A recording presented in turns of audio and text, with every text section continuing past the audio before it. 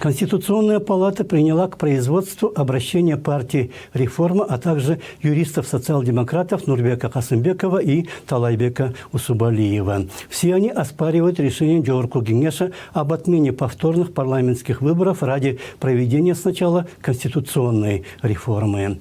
Рассмотрение двух обращений соединено в одно судопроизводство. Многие юристы считают, что единственным правовым выходом из создавшегося кризиса является проведение выборов, которые Центр избирком назначил на 20 декабря. Однако Джоорку Кеңеш их отменил. Административный суд Бишкека признал решение ЦИКа незаконным, а Верховный суд отказался рассматривать кассационную жалобу ЦИКа.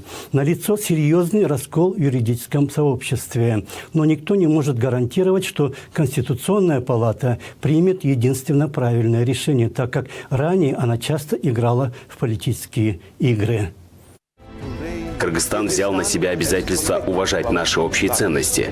Конституционная палата Кыргызской республики является частью Всемирной конференции по конституционному правосудию, созданной Венецианской комиссией. Я желаю Конституционной палате мужества и успехов в исполнении ее важной задачи – защиты демократии, прав человека и верховенства права в Кыргызской республике.